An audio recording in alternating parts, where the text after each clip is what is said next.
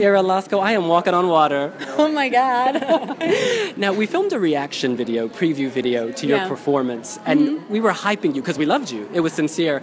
Did it put extra pressure or expectation? No.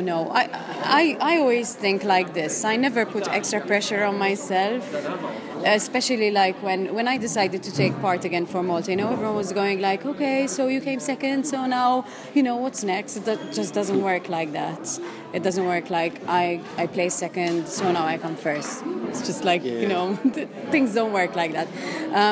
But no, it didn't add any more pressure. Just, you know, this year the contest is so full of great songs.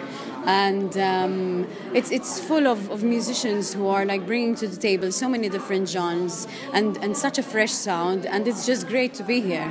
And I'm sure that you know, if we manage to make it into the top 10, it would be amazing enough. You know, it doesn't need to be top 5 or top 3. It's just top 10 is so amazing. And Malta, of course, is often an underdog, small country. Yes. And yet the bookies have you so high. You're consistently top 6, 7. Do you think it's realistic? Do you think you can do it? I think I can do it because I do believe in myself a lot, and I do believe that the song is a great song. And I do believe that, you know, I love being on stage, and I love like giving it my all. About the betting, the bookies or whatever, I'm not I'm not a person who would normally understand this, you know, very much. So yeah, it's great. It's great to be, you know, ranked in that position, but I don't let it affect me or affect my performance. And Malta, of course, is one of the safer places in Europe. Beautiful weather. There's not tsunamis. We haven't had terrorism yet. If there was a tsunami, I think it wouldn't be very safe, because we'd be like, we wouldn't be walking on water. We'd be like immersed in water. Absolutely, you would save us with your music. Where would you host Eurovision if you won? What's the perfect spot? Well, the perfect spot, I think it would be something ironically on water, something built on water.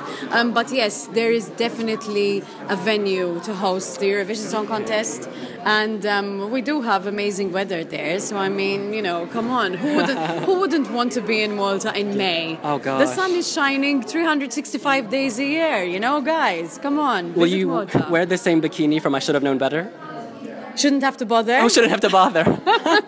You should have known better, Will. I should have known. Sorry. Yes, I think I'll change the color. It will be a bit brighter. Maybe red and white and the George Cross somewhere. Yeah. Oh, I know exactly where to put it. Now, question for you. Junior Eurovision back in Malta. You're representing Malta at Eurovision. Can we expect an appearance from you at Junior Eurovision? Well, I think that's a great idea. Yeah, I would love to be there. So take note, please. Would you host? I would love to host it. Take note, please. I would love to host it, yes. Everyone is saying yes in this room. We all want to see it. And what's the most asked question you had on this Eurovision tour? Well, probably what are the differences from 2002 to this year's, you know, participation, and what made me come back to Eurovision? That's probably the most asked question. So we won't ask those right now. But I'm curious, is this your first drum and bass song? No, I've released the first single to the upcoming album called Haunted by Love is actually a drum and bass song. So yeah, kind of, you know, carrying on with the team. And on the 8th of April it was dropped the single dropped. So it was out, you know, on Warner Music, Warner Sweden. It's a big deal. Yeah, quite a big deal, yes. And it's doing quite well, I've been told, so that's great. Because Maltese artist, I mean, to be known in Europe like you are now, it's a big accomplishment.